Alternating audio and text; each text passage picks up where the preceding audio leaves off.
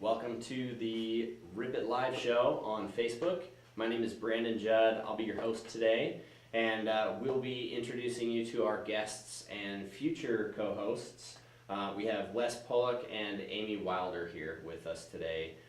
They will be your hosts moving forward. I am the producer of the show, and we'll be letting these guys take over for our live show. So it'll be really fun. We're really excited to have them. Before we get too far into that, I wanted to make some quick announcements.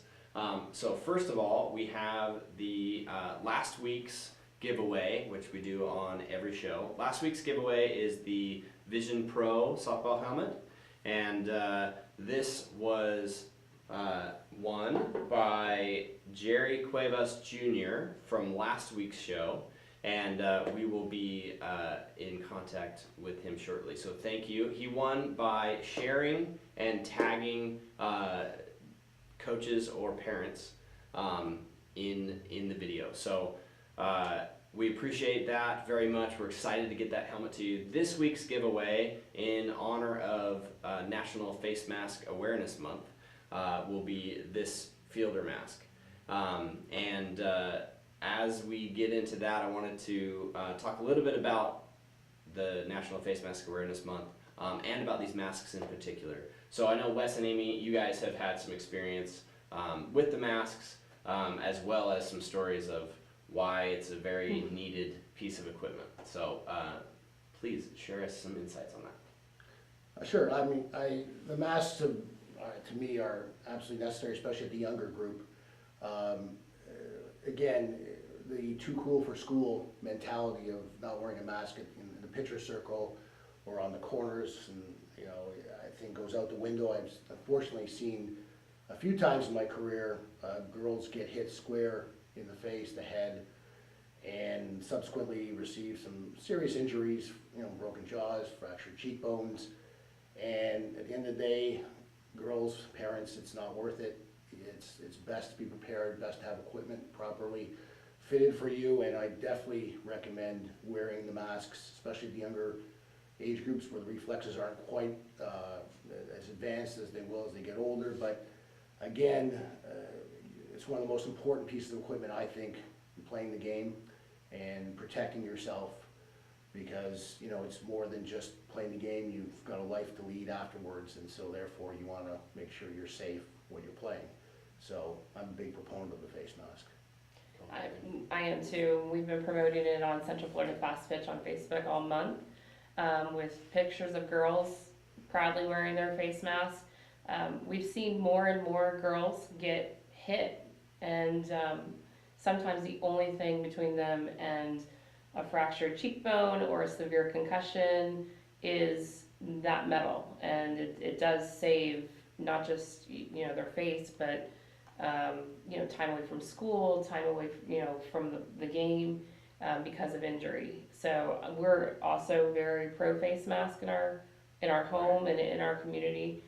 We recommend everybody to have one on the infield, and like you said, especially at the younger level, the sooner they get comfortable with them and know that it's not really a choice, it's a must. Right. Like when you get in the car and put a seatbelt on. Right. It's the same concept.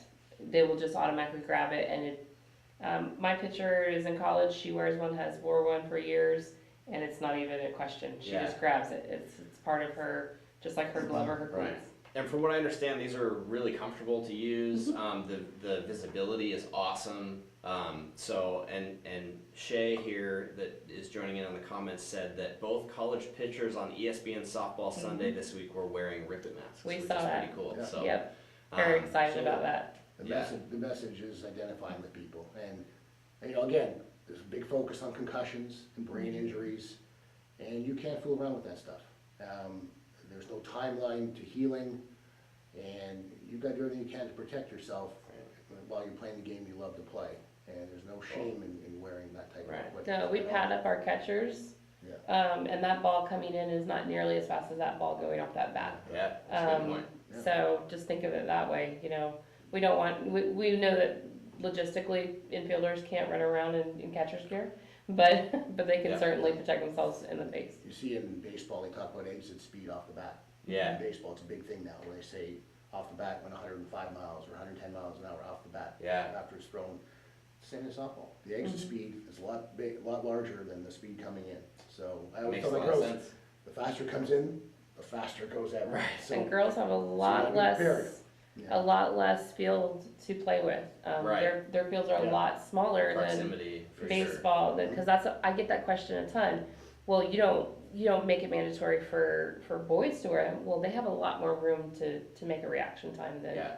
than girls do. 90 feet bases versus 60 feet. Right, I mean, even like driving a car, right? Yeah. You know, by the time you are able to see an issue and react and apply the brakes, like there's a time lag there before you even start braking. So Yeah. that distance really comes into play there for sure. That makes a lot of Sure. sense.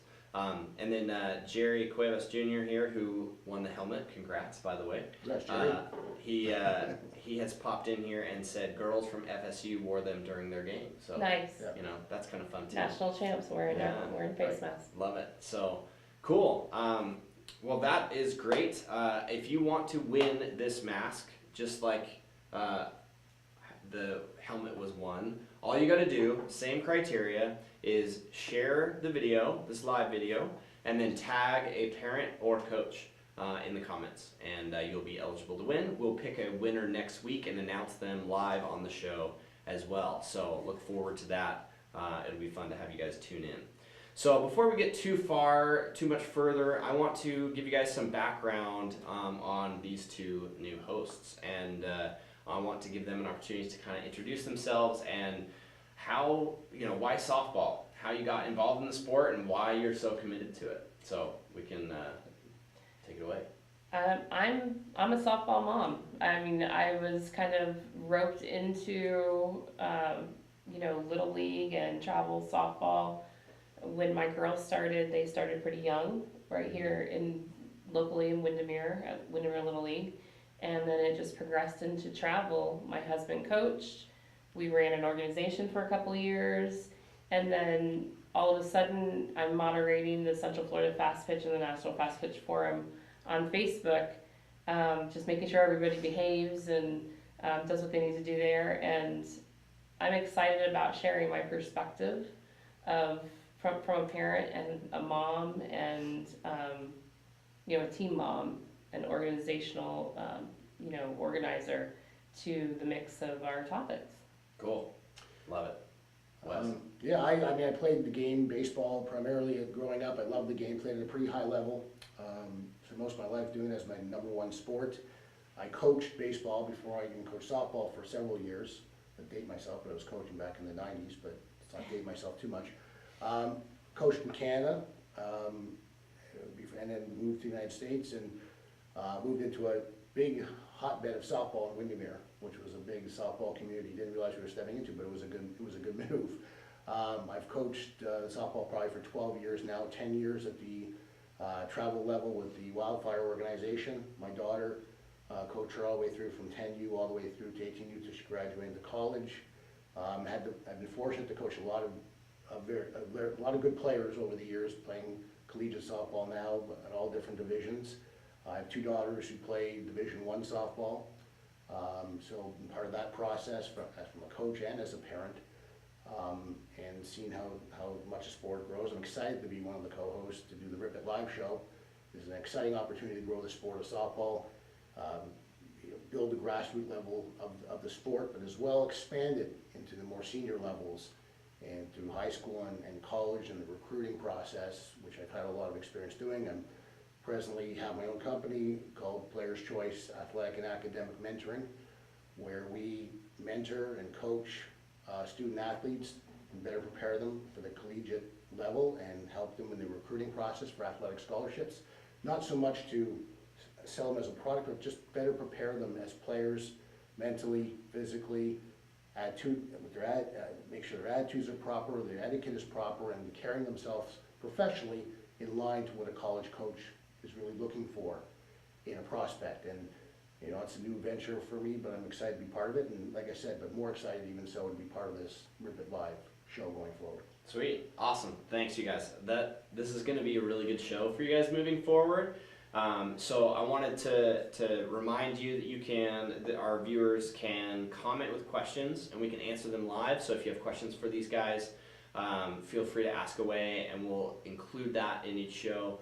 Also, we want to give you a little bit of a perspective on the new focus of the show.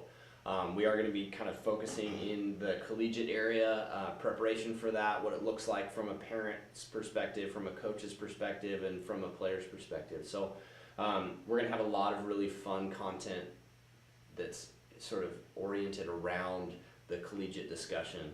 And even if you're not, for example, going to be playing softball in college, we're going to still make it really user-friendly and really fun for you to engage with, even if it's not something that you're going to be focusing on in college. We'll give you ways that you can still make softball impactful in your life moving forward. So it'll be a really, really fun few topics that we've got for you guys. And I want to talk a little bit about some of our upcoming topics that we have in the queue. Do you guys have any, before we get into the list, do you guys have anything that is particularly on top of mind or that you're really excited about talking about when it comes to the collegiate mindset and preparing for that? Yeah, I think I'm excited that the show is going to expand itself into, like I said, the collegiate level, as you were mentioning, and an opportunity to talk to college coaches, former college players, college prospects now, getting different perspectives on your life as a student athlete in college, and talking to college coaches to what they're looking for in the prospects that they take for their programs and what they see when the kids get there. Are they well prepared? Are they sort of still naive to what's expected of them?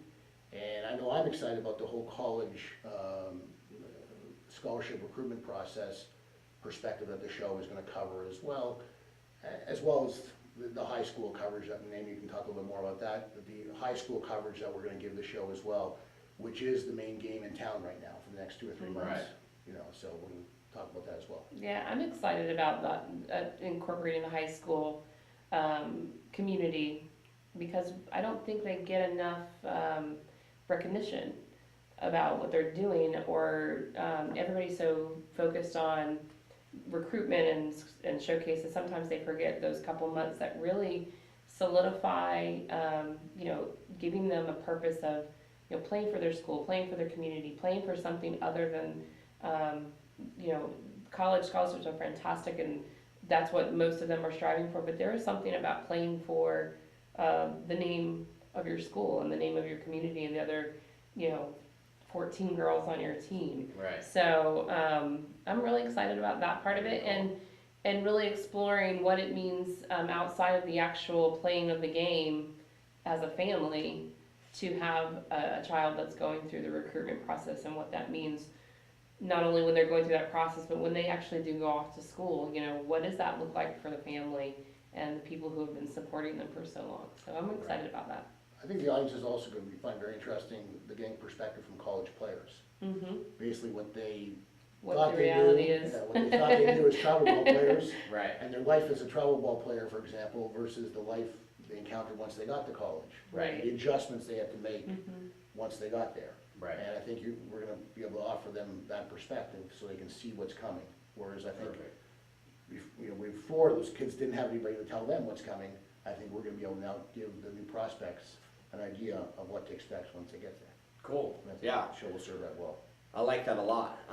I know that you guys had shared with me some of your vision for it as well, and you had talked a little bit about like some high school rankings, kind of mentioning that, a little bit of give us a taste of any big moves that happen, throughout the season while we're here at the show, and if there's something crazy that happens, we can highlight that. If someone comes from dead last and ends up winning the championship, and we have some crazy stories involved with that, we can highlight those teams. We can even insert some of those coaches or players into the show kind of as we see fit. What do you guys envision that kind of ranking experience to be like, just from the viewer's perspective? Well, I think that we're going to take a look at how the teams are playing, where they originally slated to be in their various divisions, and how they're progressing, and covering both the public school and the private school sector, and moving from, various divisions, from 3A all the way to 9A, all the different divisions and the rivalries that exist in Central Florida and the surrounding areas. So we're gonna give some spotlights on it, and we will also talk about having, high school heroes of the week, Yeah. where we, take some feedback as to which players had big weeks at their high schools and sort of spotlight them as like I said, the Ripon High School Heroes of the Week. So we're gonna have a focus on that and spotlights on certain schools as well. And they're gonna have high school coaches in both from public school and from private school and give their perspective, the differences in how they run their programs, because certainly a private school program is run differently than a public school program, and it would be interesting, I think, for the audience to sort of, again, get the different perspectives. Yeah, I mean, high school rankings, I mean, every year it's a new game. The team that was, on top last year may have lost 9 seniors.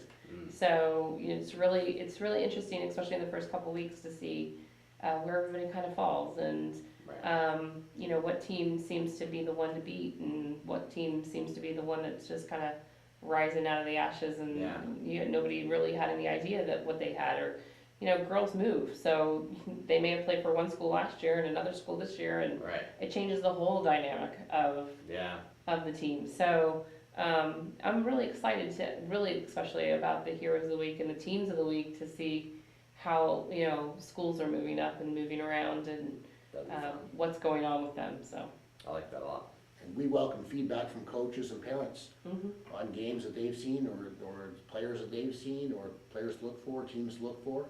It's going to be great interaction, so everyone can take part of that. So again, we're pretty excited about, again, having a focus on high school for the next few months while the season extends itself into the playoffs. And there's always surprises. There's always dark horse teams that come out of nowhere, upsets that happen, favorites that, most of the time, okay, they probably live through expectations, but sometimes schools get upset. Yeah. And those are kind of cool stories when that happens. Cool. So. Sweet. Well, if you're just joining us and you're just tuning in, remember you can win this fielder's mask by simply sharing the video and tagging parent or coach. And make sure when you share the video, this is something I wanted to mention as well, when you share the video, make sure that it is publicly viewable. Otherwise, we won't be able to see if you shared it, and then we won't be able to have you win. So make sure that is publicly viewable when you share it, and then tag a parent or coach in that, and we'll be giving that away and announcing it next week. Likewise, please comment with your questions. We'll be answering them live. You can also, if you're just joining us, you can also tune in and let us know what team you're with and where you're from. We'd love to kind of hear about who all is watching, so we can orient the content to you. Speaking about orienting the content toward you, the audience, we want to go over a couple of topics that we're going to be discussing in the future. So as the high school season rolls along, we'll be focusing kind of the remainder of this month and a little bit next month on the high school perspectives. So we're going to be getting some interesting information from coaches, from players, and from parents. Talking about, like you'd mentioned, public school versus private school, for summer season prep, how recruitment processes work, what the hopes and dreams are of the players, and kind of really get behind the meat of that. So that'll be really fun. Do you guys have anything you wanted to add about that as we go through the next month or so of shows? Yeah, I mean, as far as the high school and the travel ball, I mean, both have their place in the development of a player, and one's sort of a handoff to the other. And so we're excited that we're going to be covering both aspects of the player development, like their high school career as well as their travel ball career. Asking, what do people look for in a travel ball club? What are the elements of a travel ball organization that makes it appealing for a player to join that organization? The type of tournaments, showcase college tournaments that travel ball team will play in. Is that relative to the recruitment process for college? Because sometimes, like I said, different tournaments offer different aspects, and some tournaments are more difficult to get into than others, and some organizations have extra, because of reputation, have an easier time getting into some more elite type tournaments. Yeah. So there's all kinds of different perspectives on softball that we're gonna tackle and address, and I hope that helps the audience Right. make good decisions for their daughters Yep. as to what team to play for, what organization to play for. And, you know, and as far as high school goes, again, how does the high school coach prepare their players, not just for their own high school program, but to hand off the travel ball Yeah. when high school is over?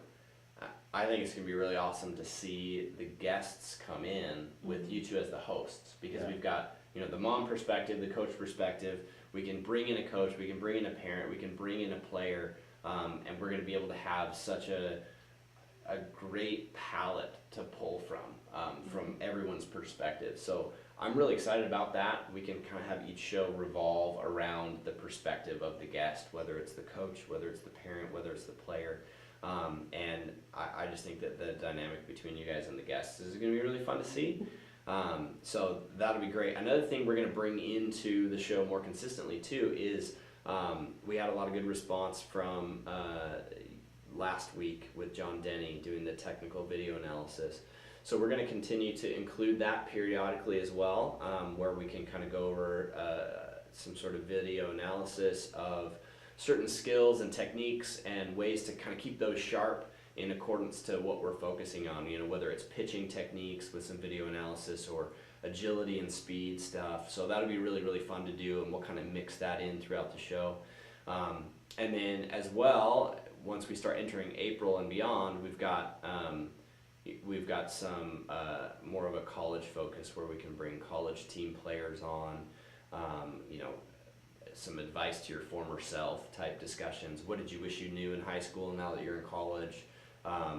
You know, similar things with parents. You know, what did you wish you knew about softball when you were, you know, had a player that was in high school versus now having a player in college. So we'll have a lot of fun with that, and I think that there will be some really interesting discussions and some great stuff for you guys to learn here, as well as focusing a little bit on playoffs as well, and kind of crescendo at the end there with some overcoming adversity. What happens when your team loses? You know, how you deal with that. If you don't get into the college you want to, if you don't get into the softball program you want to, how you can navigate that, as well as some family dynamics in the team. That one's gonna be fun because I know you guys have lived that. So Yes. you know, sometimes the coach is the parent of one of the players, and how does that work? You know, how to avoid special treatment, how to help the dynamics still be healthy within the team. So we'll have a lot of fun stuff to talk about. These hosts are going to be awesome for you. I'm really excited for it. And again, continue to give us your comments. We'll be able to focus on this. For example, Mary Helton Bunch says it's nice to see a focus on female athletes. So that'll be really fun. We'll be focusing exclusively on that, as well as how the coaches and the parents can cater to the needs of the players. Well, that's part of why Rip It is so unique. I'm with Mary. Like I'm always wanting to elevate women's sports, especially softball. And my biggest, as a parent and a mom, was why are my girls and their products not so readily accessible as the boys? And so that was what led me to really becoming involved with Rip It, is that you guys specifically focus on girls and not just what a group of people think that girls want, Right. but really what girls actually truly want. need and want, because their needs are specific to them. And they can do everything that everybody else can do, but they do have specific needs. Right. So that was, I'm with you, Mary. Rippett's done a great job of listening to the players, the parents, and the coaches as to what is in their best interest. Yeah. Not sort of dictating to them what's in their best interest. Right. There's a big difference between the two. Mm-hmm. And that's why Rippett's had a lot of success at the grassroots level. And I guess the purpose of the show is to continue to highlight that success, but also expand on it Right. to the even more senior groups. Yep. And speaking of which, to kind of go along those lines, we want to get some ideas from you, our audience. If you have for example, a former college or pro players you'd like to hear from, please let us know who that is. We'd love to reach out and get them on the show if it all works out. Also, if there are some topics that you just have that are on top of mind, that are burning, that you're dealing with, that you'd love to have addressed, please include that in the comments. We're going to be looking over all of these and considering that. And if we see something that we know we can make a really compelling show for, we may be able to insert it into one of the shows, or if it's compelling enough, we may bump out what we had planned and put something in completely new. If it's something that came from you, our audience. And again, that will continue to be our focus, is meeting the needs of the audience, kind of through a collegiate lens. I think some of the topics about adversity, or when things don't always go your way, is a great topic and an important one to cover, because all we hear about is success stories. Right. Or what we perceive to be success. But success can be defined in other ways too. Right. Academically, Yeah. morally, maturity, values. And I think we're gonna address some topics there that highlight stuff like that sometimes get lost in just simply the athletic success. Right. And I know it takes front stage, I know that's the sexy part of the story, but you know what, there's a lot of good people, a lot of good kids who play for the love of the game. Right. And as they said, when it's all said and done, scholarships, those are all great things, a lot of value, but you gotta love playing the game. You gotta have a passion. Yeah. Can't do anything else unless you have the core value of loving playing the game of softball. Absolutely. And we're gonna address that.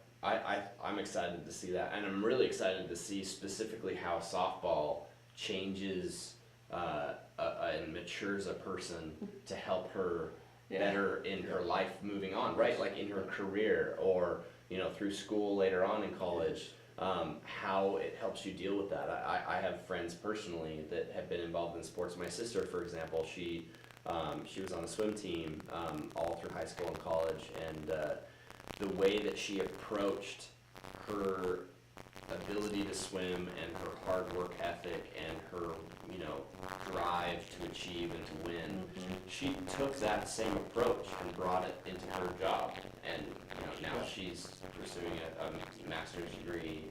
She's gone back to do that while also working at the same time, and she just has even talked to me about it. I just think of it the same way I thought about swimming.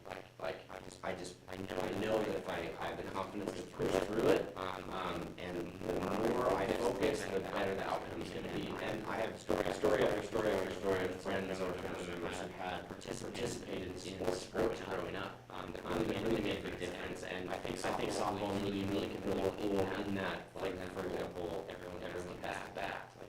You might not be good at it, but you got to participate in it, part of the team, right?